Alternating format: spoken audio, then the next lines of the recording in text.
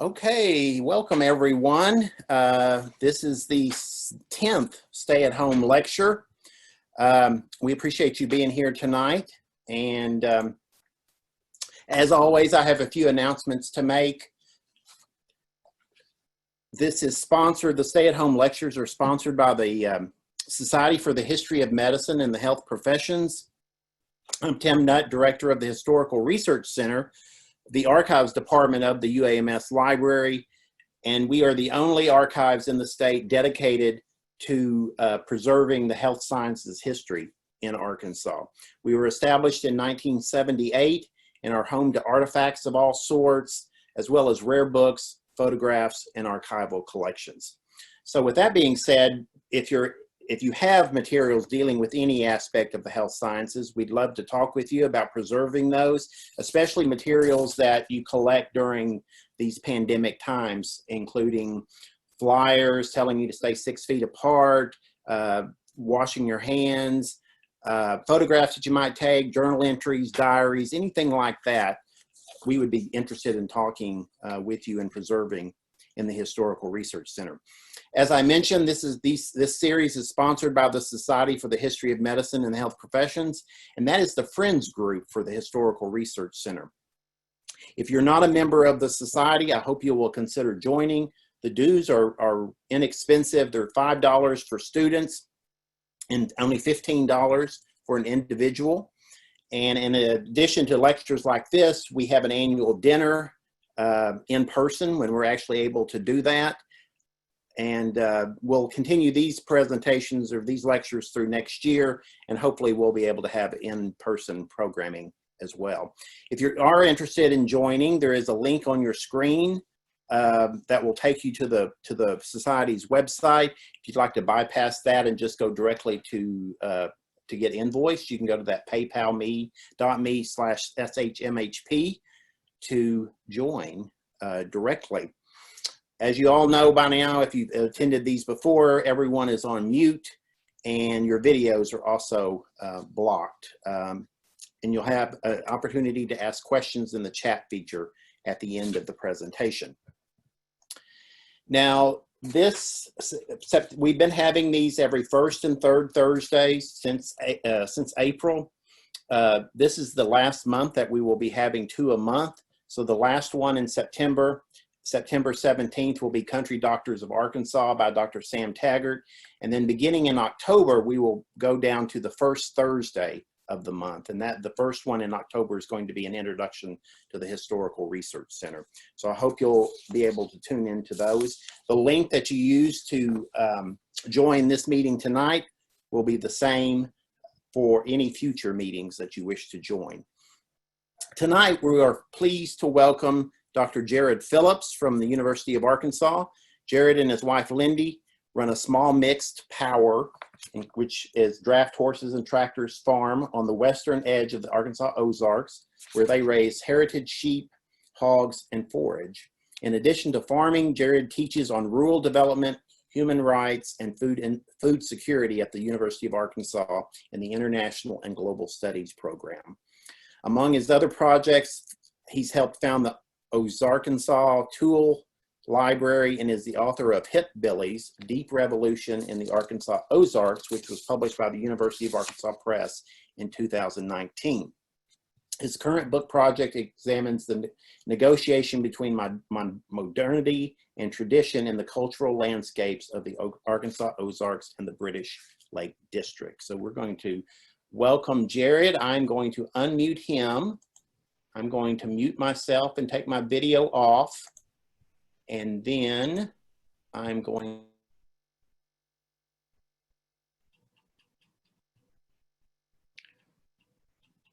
All righty, well, hello everybody.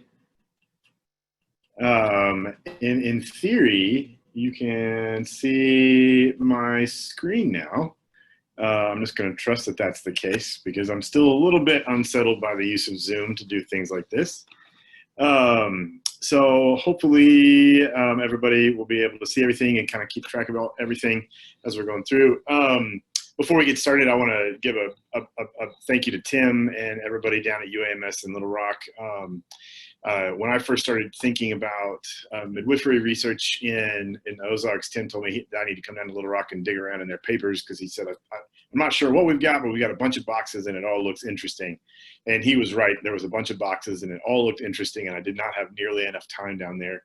So some other rainy day, I'm going to have to head down the mountain and head over to Little Rock. Big thank you to Tim and to UAMS and for the society for hosting us this evening.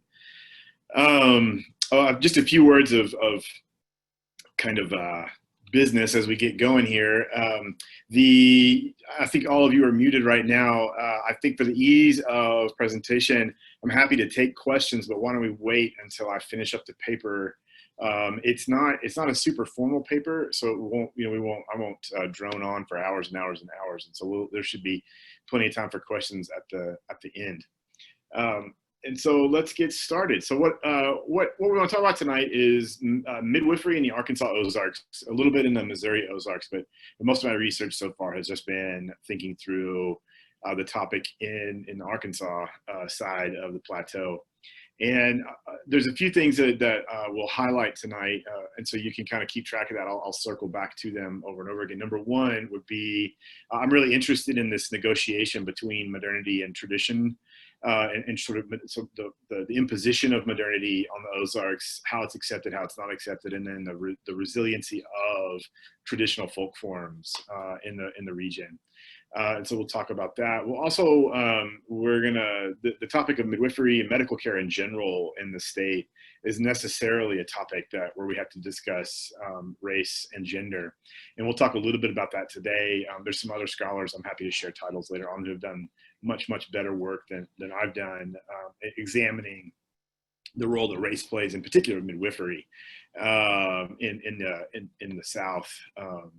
Then finally, what you'll hear throughout this paper is that this is very much still a work in progress. And so every now and then you'll hear me say, and I just haven't gotten that far in the research, so please bear with me as we go through this. This is very much a working paper.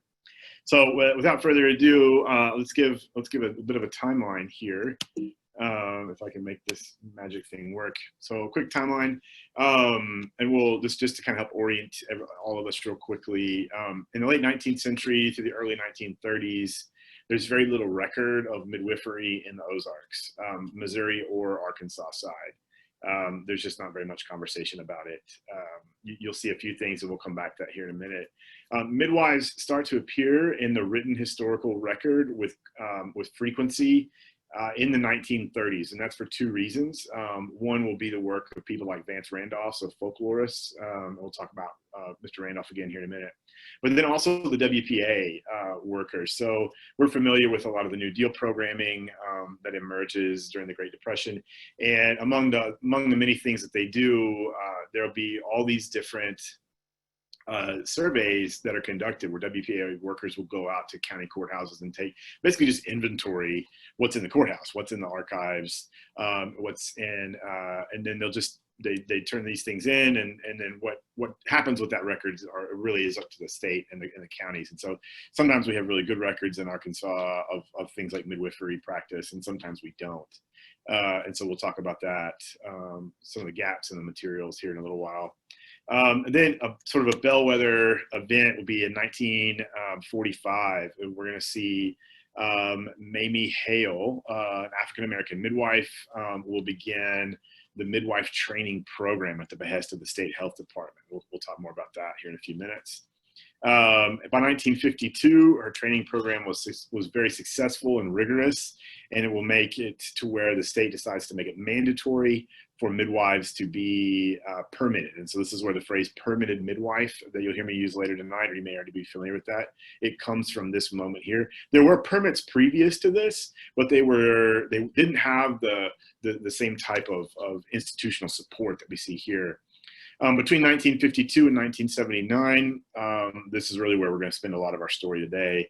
We're going to see a big change in how the state thinks about midwifery. And by 1979, the Arkansas State Health Board will announce the end of the midwifery program, and midwives will, for all intents and purposes, be illegal in the state of Arkansas.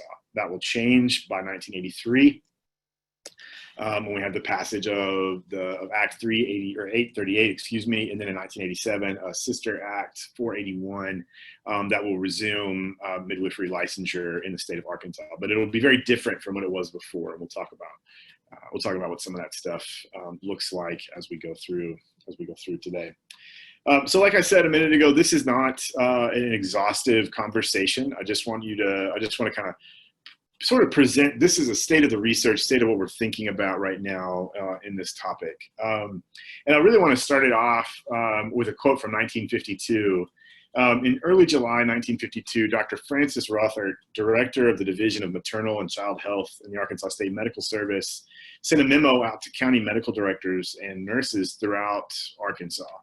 And building on earlier memos and earlier statements of guidelines that had been put forward in the run-up to and then in the aftermath of Mamie Hale's creation of the midwife training program, Dr. Rothert noted that as of July 3rd, 1952, there were, quote, fewer midwives practicing, which is good, end quote.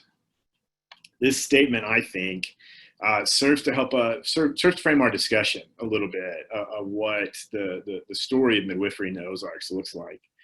It encapsulates a general attitude toward the idea and the practice of midwifery in the state, and also attitudes in general towards the rural communities of the Arkansas Ozarks throughout the 20th century and even into the current moment. And it also helps us, I think, find some ways in which we can step back and consider the oddities that surround the conversation surround the midwifery conversation in the state. And so why is it that, so the question we have to ask ourselves is, why is it that Dr. Rothert is saying this is a good thing, that the number of midwives is declining? And there's a lot of different reasons for that. One of the very first reasons, actually, I think begins with this imagery of the granny midwife. The granny midwife, many of us, if you're familiar with literature on Ozarks or on other mountain regions in the South, so we could think through the growing but still pretty small literature on the Watchtaws. We can also look at the literature of the Appalachia region, whether we're looking in southern Appalachia or all the way up into Pennsylvania and further north than that. There is this figure of the granny midwife, and the granny midwife is in popular memory is sort of this kind of you can see a picture here of two women that could ostensibly be seen as a granny midwife, right? They're kind of wizened women of the woods, they're described often in terms that are either like kind of when we read through different texts about them, they're either described in manners that make them seem kind of either kindly and wise women of the woods or sort of almost European fairy tale evil women of the woods. But either way, they're always dirty, they're always ignorant, and they whether or not they actually are helpful in a mother giving birth or not is entirely up to somebody's judgment there, I think. Now, this is a problematic image, right? This is an image that is not necessarily true to life in the Ozarks or life really in any mountain region. And there's some storytelling that goes on, as my granddad would have said, there's some folks that started telling stories about this and not, telling lies about this later on. And we'll come back to who those people ostensibly were. So this is one image, this popular image that's being cultivated carefully about the granny midwife as uneducated, potentially willfully uneducated, willfully committing dangerous acts of medical malpractice. And then one of the other key imagery constructions that we see emerging is actually coming out of the work of folklorist Vance Randolph. And I'm normally talking to folks that are always, when I say Vance Randolph, everybody just says, "Oh my goodness, Vance Randolph." But just in case this isn't, he's unfamiliar to some of you, Mr. Randolph was a folklorist who began his work in Arkansas and the Ozarks in the early 1920s. And he's a prolific researcher and author, and he'll publish and work right up until he's really almost, it seems like, until he passes away. He's probably most famous for his 1947 book, Ozark Superstitions. It was republished in 1964 as Ozark Magic and Folklore. That's the book that I grew up knowing, and most other people kind of reference that one. He also had several other books, the Ozarks in 1931, and then his best-selling book actually was really the result of the fact that he had a dirty sense of humor, and he published a fair amount of stories that weren't necessarily fit for polite company. And the most famous of these would have been "Pissing in the Snow" from 1976. And the reason I bring his 1976 book up is because Randolph, while he was he was an academic, he was a trained academic, and he was generally quite good at his job. Historians evaluating his work have kind of decided that while he did an incredible amount of work that we all rely on, it was also sometimes suspect. And not that he was fabricating things, but that he didn't necessarily discriminate very well. And when Ozarkers were telling him tall tales because he was an outsider, or other things like this. And so what I mean here is that we need to, while I say that he provides maybe the best early conversation about midwives in the region, we do need to take what he's talking about with a bit of a grain of salt. If for no other reason, then he provides information that, while not necessarily incorrect, doesn't serve much of a good balancing, or doesn't serve as a balancing act, if you will. So, for example, he provides some problematic depictions. He notes that there are things like axes under beds and pig's feet oil and skillet bark tea, washing babies in stump water, etc. In particular, he talks about this in Ozark Magic and Folklore. And now we'll see. We're gonna here in a minute. We'll look at a chart that looks through a lot of different Ozark folk, Ozark and Appalachian folk remedies that deal with childbirth and conception and things like this. But what's problematic about Randolph is that he doesn't spend any time, perhaps just because he's being a folklore, so he doesn't spend any time investigating whether or not these things are actually doing what they say they're doing. And sometimes we have to remember that it doesn't necessarily mean that this thing always works.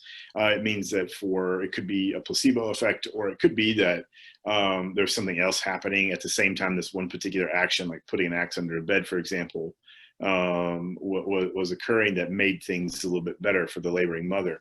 We don't know.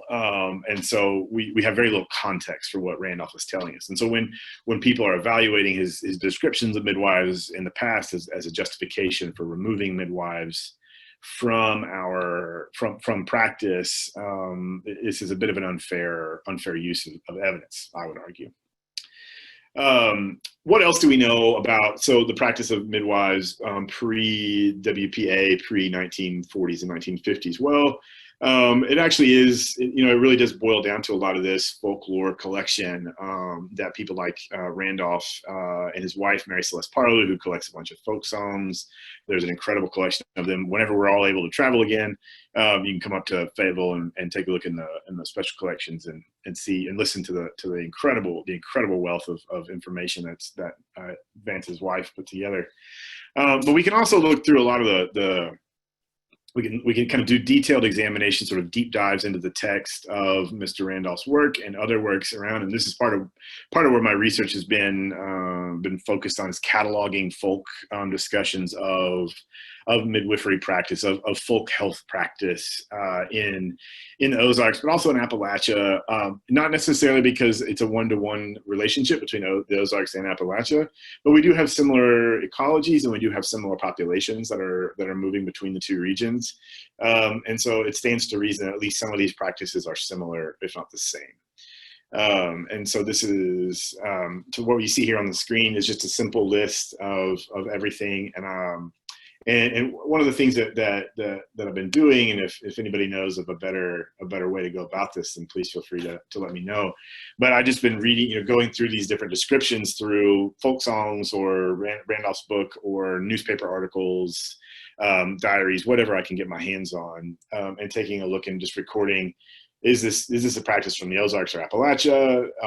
What is the practice? So here, at the beginning, we can see one of the ones that Randolph references, pig's oil or pig's foot oil. So this is an Ozark practice to aid in birth And the argument was that it helped ease birth, and so that in some way it relieved pain, made labor move faster. He's unspecific. We don't know what he means by that. And then sort of cataloging the period and the time. And then you see all kinds of different things in here. Everything from axe under the bed because it helps to cut the pain of childbirth, to what you need to do when you've got a newborn. So immediate postnatal care. So giving onion tea to a newborn baby because it'll force, do this and then wrap the baby up in a blanket because it'll force hives on the baby, and all kinds of things here, and everything to even just some magical notions. If the baby is born under a wagon or under a sheet, this is a sign of good luck in this baby. And to telling when somebody's going to be pregnant. So maybe if a woman doesn't know that she's pregnant yet, what we see is that if a woman's losing a tooth, then that means that she's pregnant. Right. And so what we see here, when we start to kind of catalog and try to categorize midwifery and midwifery practice and folk practice at the time, we start to see an entire range of care. So one of the traditional stories that we see kind of put forward as a reason to get rid of midwives is that, well, they just show up when the woman's about to give birth. There's no prenatal care and there's no postnatal care. And so I would argue while the prenatal care and the postnatal care isn't maybe what a doctor would prescribe, that there is actually prenatal and postnatal information and knowledge that's being cataloged and used in the community and put forward from everything. Care of the woman, after birth, to figuring out when a woman is pregnant, and also what these things can tell us if we start to think through a couple other contextual markers in these deals. We can start to, in these practices, we can start to understand maybe some markers about Ozark society at the time, Ozark life at the time. So, for example, here we can take a look at two of them. One of the big stories is really that you should never let a cat near. I'm sorry, I'm off of my notes here. You should never let a cat near a baby because a cat can't help but to sit on a newborn baby's chest and it'll smother it. Well, reading through different stories, never found a record of, in different accounts, never found a record of a cat actually smothering a baby. But I was talking to some different women who trained as midwives, and they said that I should think, well, maybe it was an early conversation about SIDS, sudden infant death syndrome. And maybe it's not so much about like an actual fear of a cat sitting on the baby, but that this was a thing, and a thing to be concerned about, or just the infant mortality in general is a thing to be concerned about, and that you needed to keep constant watch on your child and in order to make sure that it's breathing all of the time, and that you're doing everything you can do as a parent, as a new parent, in a very harsh environment, most likely on a subsistence homestead, and so there's lots of things going on that can easily take your attention away. But if you're constantly keeping track of where that cat is in relationship to your new baby, then this is going to help you keep an eye on that baby, right? And so potentially this is a folk remedy or folk knowledge to help spur people's attention onward. Another thing would be the folk knowledge I mentioned a minute ago, where when a woman loses a tooth, it's a sign of pregnancy. And many of the stories I read that talked about this say you can count how many teeth a woman has lost, whether or not, and that tells you how many children she's had, whether they're alive or not. And one of the things that I got to thinking about and sort of digging around and thinking through the health and well-being of Ozark communities is it might very well be an indicator of nutrition. Being pregnant takes a huge toll on a body, and in an already calorically deficient community in many cases. And so this could be that it's very true that many women did lose a tooth as it related to pregnancy, but that was less a relationship to the pregnancy and more a relationship to underlying malnutrition. And this is still hypothetical. This is really for you experts down in Little Rock to tell me if I'm totally right or if I'm just off my rocker. but these are kind of my point here with thinking through both these things is that just because it's folk practice and just because it's been derided for decades now does not actually mean that it didn't have worth, and that there wasn't knowledge that was useful and important, both for legitimate healthcare, and by legitimate healthcare I mean just like actually helping the health and well-being of people, but also in the community's sort of mental makeup, in the community, in communities that are in many cases marginalized. They're on the periphery of both Arkansas and Missouri life. They're being acted upon in many ways, but this provides a measure of at least psychological comfort and security as we sort of move out of the 19th century, move out of the early years of the 20th century and the Depression era, and into the post-war creation of the technocracy, if you will. All right, so we have this early beginnings where we start to see some mention of midwives in the folklore record in the early portion of the 20th century. We start to see more dedicated mention of midwifery in the Ozarks in the WPA records that they're picking up on some type of midwifery permit, either from the county health commission or some state level intervention. There's not a lot of sort of directed or concentrated effort on thinking through midwifery certification and development in the state at the time. There was, in 1921, thanks to the Shepherd-Towner Maternity and Infancy Act, for those of you students of American history, you know that this is one of the last gasps of pre-World War I progressive excitement. And Arkansas was along with 40 some odd other states, will receive small monetary grants to deal with issues related to infants and childbirth. And one of the things that Arkansas will decide to do with the money will be to create an investigation program. And when I say investigation, I don't mean like a criminal investigation. I just mean a research program to figure out what's going on with midwifery practices in the state, to create some type of birth registry for midwives to take part in. But this was very limited. The funds were short, and many of the communities where researchers out of Little Rock were trying to get into were remote and quite difficult to get into. And so this is where some of those records that WPA people are finding, this is what they're coming out of, is this. And so you'll see a greater amount of mention in more prosperous counties. So in Ozarks, at least, you'll see, like Washington County, for example, the WPA records argue that there's a high number of lay midwives in the region. The county records, though, are kind of hit and miss as to what's been kept and what's not being kept, and so investigation and trying to nail down more information through these records will be problematic for historians, just because we don't have that full set of records like we wish we did. But aside from the Shepherd-Towner Act and the monetary grant that the state gets, really what we'll see, the first real serious drive for professionalization in midwifery practice comes at the behest of the state health department. And it really is not actually, it doesn't have anything to do with the Ozarks. It has everything to do with African-American communities throughout the state, but really in the eastern part of the state and southeastern part of the state. This was essentially what we're thinking about here is that the death, the maternal mortality rate for white mothers in 1940 was something like 43 per 1,000 births, and it was roughly double that for Black mothers in the state. And so the state health department, rightly so, was saying this is a major problem. If you think about it right now, the rate for all mothers in Arkansas is higher than the national average. The rate sits at around 35 per 1,000 deaths. I think the national rate is something like 21 or 22.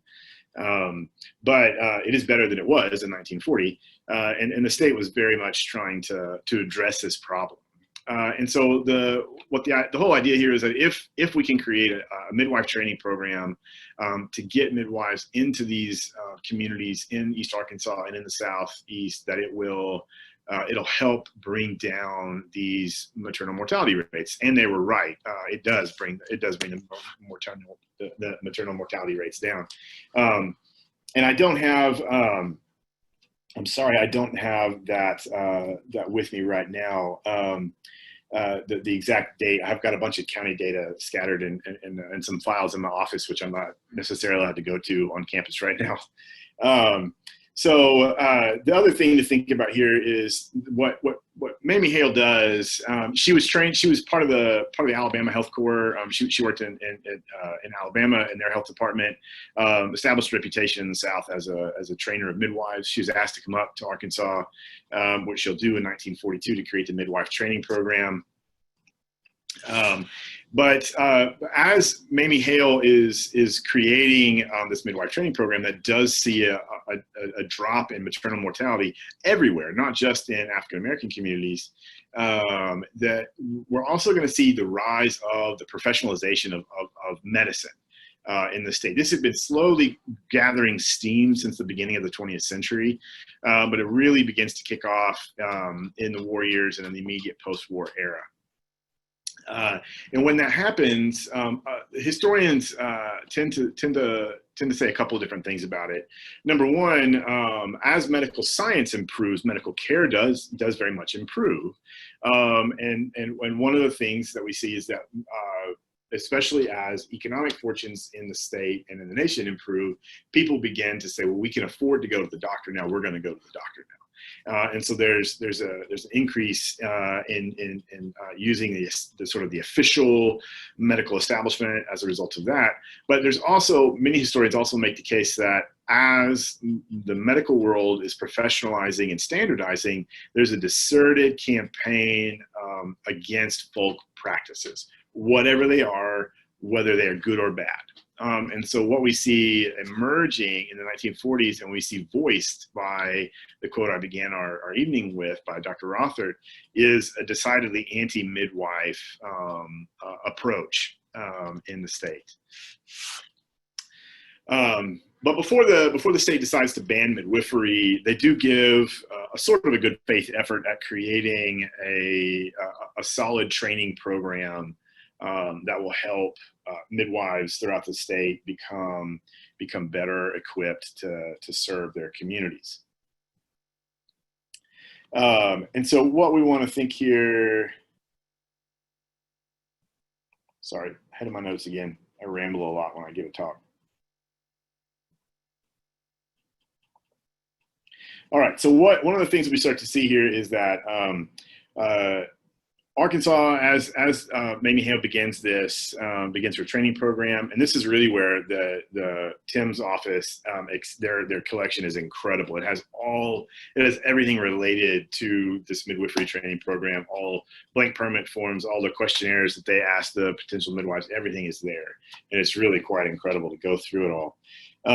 Questionnaires, so one of the ways in which we see the campaign against midwives emerge, even as Mamie Hale is creating this, even as Ms. Hale is creating this program, is that doctors have to vouch for these potential midwives. They have to fill out a questionnaire and that evaluates the midwife, the potential midwife, essentially.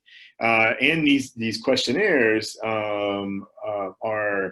they're not all, the questions are not, when you look through them, it's not necessarily related to whether or not this woman is capable of being a midwife.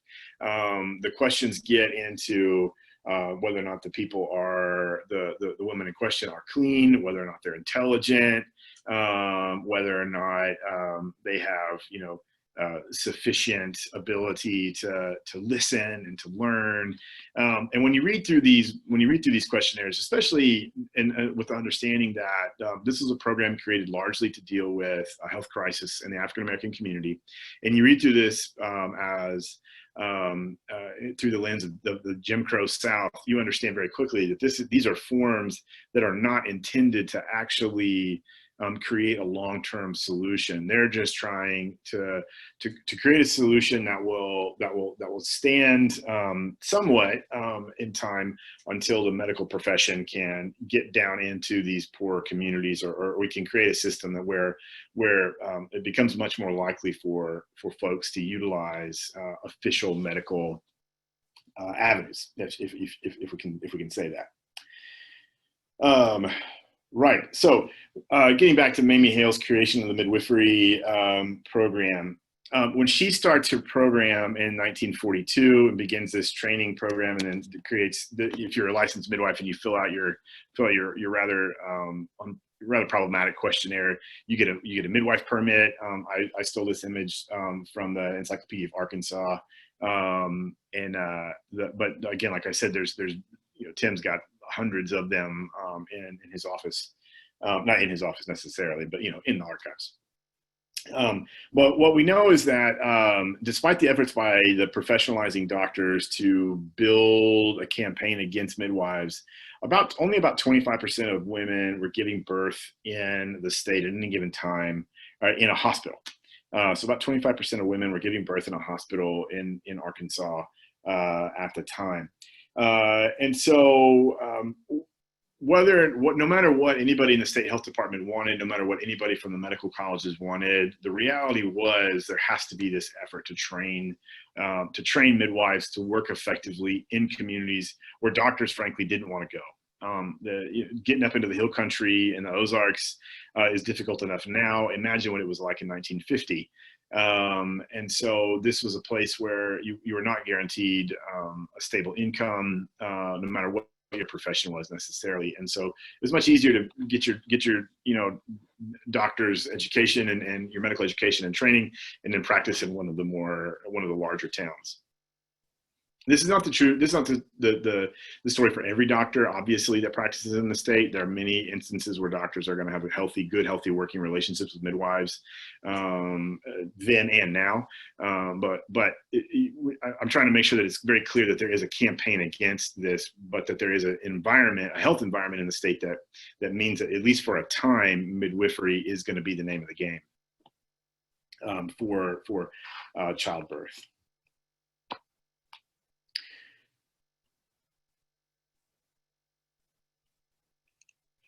As Mamie Hale's training program goes on and succeeds, eventually Miss Hale will leave Arkansas. The training program will continue on.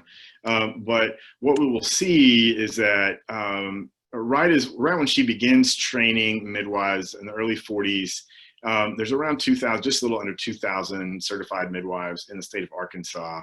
That this number begins to drop dramatically. By 1971, 30 some odd years later, there's a 91% decrease in the number of women who are permitted to practice. And there's a couple of things I want us to think about on this. Number one, there's many reasons for this to occur.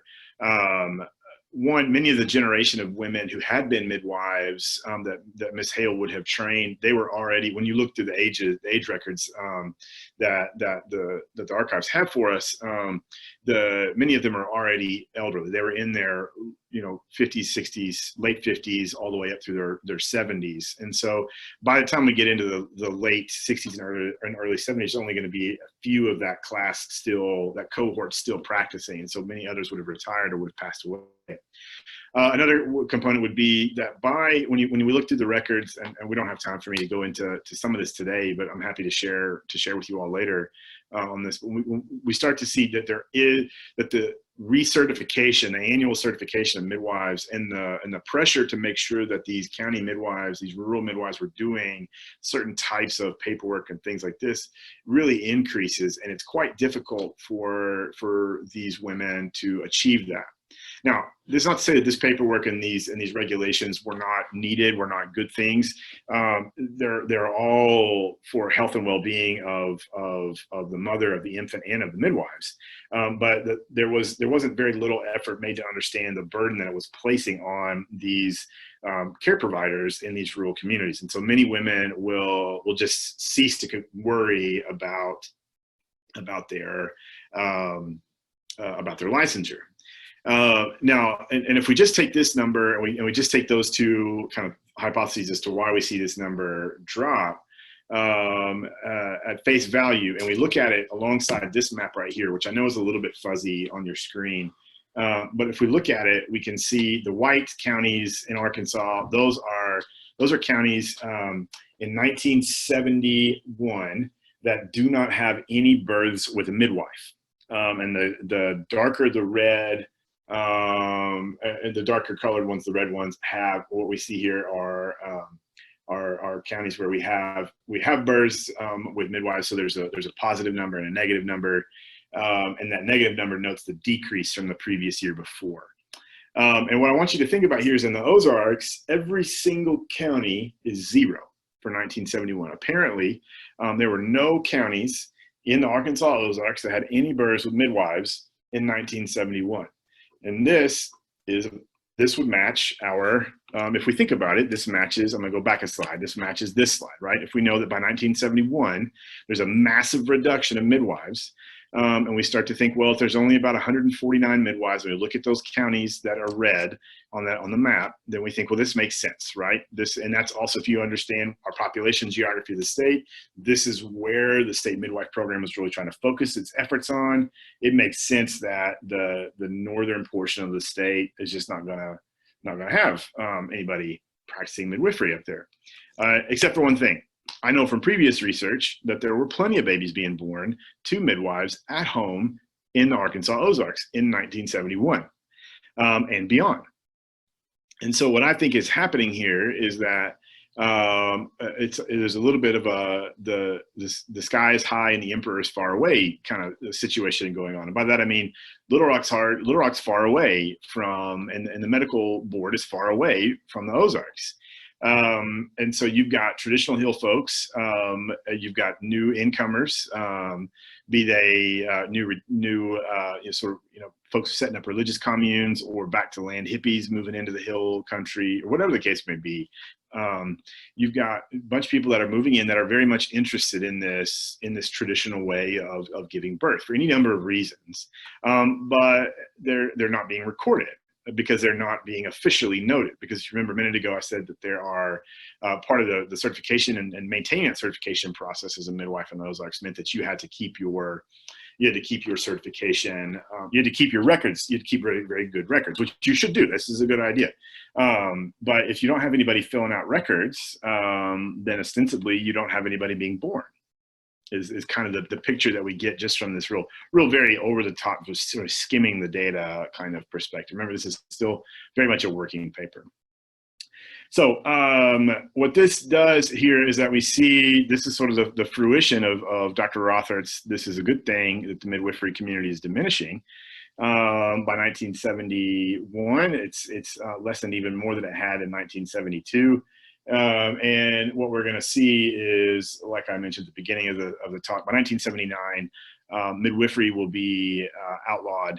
Well, at least not necessarily be outlawed. That's a strong word. It'll be midwifery registered. There will not be midwives allowed to be registered or permitted in the state of Arkansas by 1971 or 1979. Excuse me. So what about today? Thanks in part to sort of the economic and cultural realities of the state. As a result, both of just sort of the power of traditional ways of life in the Ozarks and throughout Arkansas, and then also the growth of certain classes, be it political or economic, in the state, who are interested in seeing home birth be a viable option. What we'll see is that in 1983 and 1987, those two acts are going to be passed, which will re-legalize midwifery in the state of Arkansas once again. By 1998, one of the only, if not the only, midwifery school in Arkansas will be established in Northwest Arkansas in Fayetteville. It'll be led by Kate Conway and two other women, and Maria Chowdhury wrote a really lovely article on midwifery for the Arkansas Encyclopedia, the History Encyclopedia, that you can look at through the Butler Center, and I highly recommend everybody go take a look at that. And she talks about the midwifery school a little bit more. It's no longer with us, but what that means though is that there is a slight resurgence in formal midwifery practice in Arkansas by the mid 1980s and into the 1990s, but nowhere near the numbers that we're talking about in the early days, right? So if you remember, we had nearly 2,000, nearly 1,800 midwives that we know of that were practicing in 1940, 1942. Even by 1971, there were nearly 150 practicing. As of this afternoon, there are 30 practicing midwives in the state of Arkansas. And 56% of them ish, maybe a little bit more than that, are in Ozark counties. And two of those women actually don't live. One lives in Georgia and one lives in Missouri. Three of them, I'm sorry, because one also lives in Oklahoma. And so we know a couple of things here. We know that there's a midwifery program that was originally started in Arkansas to help the African American community. We know that the majority of midwives now are located in predominantly white communities. They serve predominantly upper middle class and middle class clients. And they tend to serve clients that either skew towards the counterculture, either the counterculture we think of sort of tie-dye and hippies, or sort of more conservative members of religious organizations throughout the state. And so what we know is that the midwifery provides then a really interesting lens, because its existence today is not at all really what it once was, if you will. We can think about it, and these are sort of notes, sort of spitballing ideas for future research. We can think about it very much as an idea of social control, right? Because if you're limiting access to the medical profession, and the group that's being most significantly targeted here are communities of color and women, then we're learning quite a lot about what's being valued in our given society at these moments, right? We know that women being able to control how their body is treated in a medical establishment it has always been a battleground in American life. And it was a battleground in the 1970s. We think through 1973, Roe v. Wade. This is profoundly a discussion around the right of women to have privacy in their healthcare. But at the same time this is happening, states throughout the nation, not just Arkansas, are limiting their options for having medical care. We also know that this provides an interesting way to think about this notion of the hillbilly. We're going to run out of time. I can't spend as much time talking about this as we could. But on the one hand, throughout Ozark life, both locally and then nationally, we see the notion of the hillbilly as this thing to be lauded and used for commercial opportunity. And so we can think about it everywhere from cartoon strips to dog patch, to the work even of Vance Randolph. But then we also see the hillbilly as a character of derision and a character that represents a backward, dirty, dangerous past. And in the Ozark midwife, in the traditional Ozark midwife, this is very much the image that we get here. We don't get the fun, folksy, moonshine slugging, hillman wandering around without any shoes on. Here we get a dangerous, dirty woman. And so we see, again, a conversation around social control, but also a conversation around how do we think through the questions of tradition and modernity here. So yeah, this is what I mean here. This is how we think through what can be modern and what cannot be modern in a place that is profoundly complicated when it comes to this notion of modernity. Like I mentioned a minute ago, the lens by which we want to think through this, if this is a program that was originally built to serve African American communities, and it now predominantly, even as it was winding down, we were seeing fewer and fewer licensed midwives practicing in African American communities, and as it's rebuilt on the bones of this previous program, it serves a predominantly white community. And so what does that mean? What does that tell us about how the state, how our culture as a whole is appropriating folk knowledge and utilizing folk knowledge, and how should we approach that, both as scholars and then also as good members of our communities? Religion, I mentioned that just a little bit. I'm not going to get off in the weeds there tonight. As always, when we think about the Ozarks, we have to think through the divide between the rural and the urban. And one of the things really just to quickly note here is that that decisions about how rural life was going to be handled and dealt with were being made by urban populations, and like many things in rural communities, any effort to push back against that was met with derision and scorn, and ultimately just being written off. And so it took a concerted effort, really, by outsiders, people moving into the region, for this to become a legal reality again. And this is true, and there are battles around midwifery around the United States, but this is a battle that's still playing out in some fashion in Missouri. And so you can see an interesting parallel between the two. That brings me on to sort of what future research looks like. I need to do much more county level work. Other scholars need to do as well. If any of your professors and you have grad students that need something to do, or honor students need something to do, feel free to send them my way. There's plenty of work that can be done. There's a bunch of untapped archival material. I've only scratched the surface of what is in Tim's collection, and there's a lot of really good stuff in Missouri and elsewhere in Arkansas as well.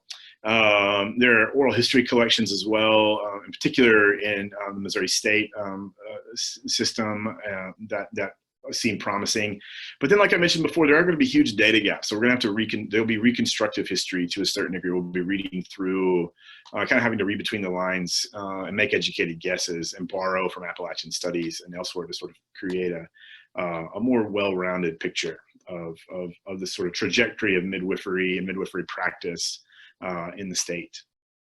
And that's really all I've got. Feel free to fire away with any questions, or however it is that Tim likes to make this happen.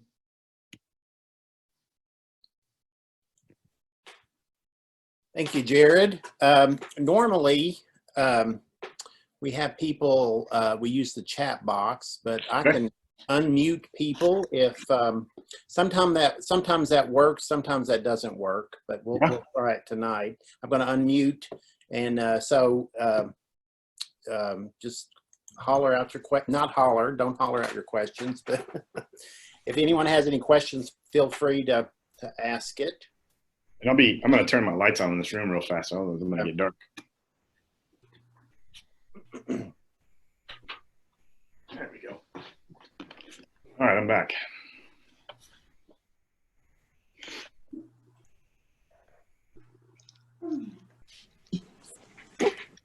Anybody have any questions? Oh, gosh.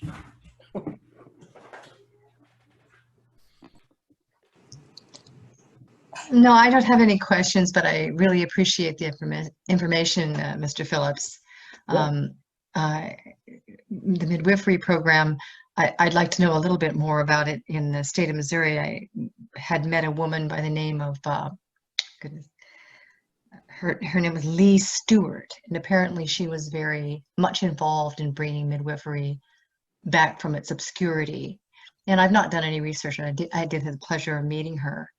I personally am involved with in part of a program in Colorado which has to do with midwifery, but where we are specifically are being trained to do the kind of postnatal and pregnancy or prenatal and post-pregnancy, that kind of work to support women, because that just it literally infertility rates and all of the things that are going on, infertility, difficulties with pregnancy, older mothers, all those kinds of things. The respect that it should be given to the women and the process of pregnancy and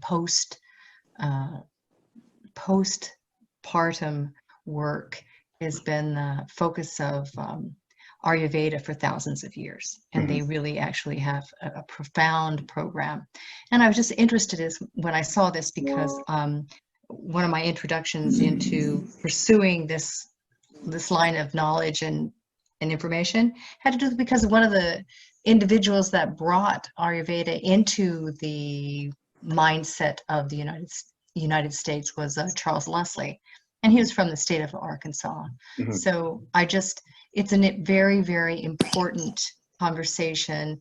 There's I love the fact that you're exploring the history of it and putting that out there for the conversation. And I hope that it furthers I hope it furthers our culture's acceptance of women and being able to take charge of their health needs, and not specifically just to be channeled through the allopathic models that now exist. Yeah. You know, I don't know of any, I don't know of any other philosophy that, you know, looks at this postpartum period of time after a woman's born and says this 40-day period of time is critical for the health of the woman, the mental health of the woman, and the mental and emotional health of the child. We just simply don't have that kind of respect or understanding in our culture. And we certainly, as you pointed out, is really amazing, as you pointed out, certainly that doesn't, the social contract and the social conditioning and the social manipulation in terms of the races is a sad thing to see, and we do need to overcome that. And in my having been exposed to this program and a part of the program, you know, there are now Black midwives out there all across the nation, and I would just so dearly love for everyone to kind of elevate their understanding and respect of what it means to be the vessel and to be cared for properly, and not just simply being a herd member. So thank you. That's all I wanted to say. Yeah, no, thank you. I appreciate it. Yeah, no, the Missouri program, the Missouri follows a similar trajectory that we do here. Last time I was digging around in it, they still were in the middle of trying to figure out if they were going to legalize midwifery again or not. They have the Missouri system was a lot different in how it was set up than Arkansas's was, and so it's a much harder. From what I remember, I haven't looked at the Missouri data in a little while, so I may be mistaken, but it's a little bit of a different road to hoe. And then I think one of the benefits of the trend in the last decade or so to sort of relocalize many things, from commerce to agriculture to cottage industry to whatever, that has also been impacting folk practice. I'm not sure if it's everywhere, but I know here in the Ozarks, at least, we're seeing a lot more interest in folk practice, and some of that's really great and beneficial. Like anything that's a trend, you got to take some of the, you got to take the good with the bad, and then see where we land, when the fad is over. But yeah, no, thank you for your comment. I appreciate it. Thank you. Hey, Jared, I have a question, or just this afternoon, someone emailed me, and they weren't able to come to or listen to the presentation tonight, but they mentioned that in Newton County, there was a woman named Fanny Duck, D-U-C-K, and I was wondering if you had come across her and if you knew anything about her. Yeah, so the beautiful thing right now about sitting in front of my computer is I can access some notes. I can't remember. I've run across her name.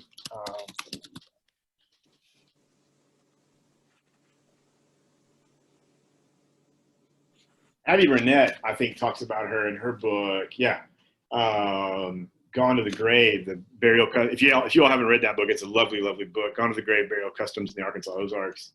But she talks about Fanny Duck, not very much, and just talks about a couple of these same folk remedies that I was discussing earlier from Randolph. Yeah, so this is, Fanny Duck is what we know Fanny Duck, what we know from the Abby's book is that she's recorded in one of the WPA census files, but I can't find the census file. So. Yeah, so that's we know what Abby printed so far. Yeah, We'll have to do some more research and see if we can find out more research on her. Yeah, that's really everything is one big giant. Well, I've got this, but now I need about 90 more things. So yeah, it would be wonderful to have biographies and stories of the different midwives And Yes. I'm really interested now too. I know we got to wrap it up. With COVID, there's a lot of women having babies at home, employing them. The midwives that are out there. It was interesting to hear that there were 30. I had a baby at home in 2001 with a midwife. Is there a registry still in Arkansas? Yeah, you can just Google it, Arkansas Midwife Registry. I was looking at it earlier today just to make sure that my numbers were still correct. It's actually grown. The last time I pulled the numbers, we only had 25 registered midwives in the state. Now we have 30, and so it's grown a little bit. And I'm sorry, what were you saying? I'm just curious at how many there might be that are not registered, because I know of a few. Me too. Yeah, I don't know, but it gets us back to that earlier kind of conversation, right? Like how many folks are, because of the clientele they wish to work with, or because of their feelings about federal government or state government or whatever the case may be, whether or not they're registering or not. And there's all kinds of other questions that go into that, right? Like, there is something to be said for professionalism and practice. And and there are some, there's some incredible midwives that work in the state, but then there's some midwives that are registered to work, in the state that have problems. And there are, there are midwives who are not registered that are incredible. And, and so how do we think through what this registration and training process looks like? And why is it that the punishments for breaking that system seem to be quite draconian compared to other types of, breaches of professional registration? Yeah. I know when I was checking around and I didn't have anybody to ask, I just moved to the state. I looked at the regulations, and they were very specific, down to the gnat's butt, what you can and can't do, when to transport, all that kind of thing. And I didn't see anything out of the ordinary, anything that was outrageous. And so I went with a registered midwife, but anyway, I know some of these gals are still practicing, and they have a good reputation. So, but anyways, it's interesting. It'd be interesting to see how it is going forward. Yes, ma'am. Yeah, absolutely. Well, thank you so much for doing this. Yeah, I appreciate it. Thank you for your question. Thank you, Jared. We are at the end of our time. So if anyone has any questions that they'd like to ask Jared, if you want to just email them to me, I can pass them on to you, or you can just look up Jared on the U of A website and send him an email. I'm sure he doesn't have anything else to do right now. So no, I got nothing. Yeah. Well, thank you all for being here. Thank you, Jared. Yeah, no, thank hopefully we'll see you all back on September 17th. We appreciate it. All righty. Thank you. Thank you. Bye-bye. Bye.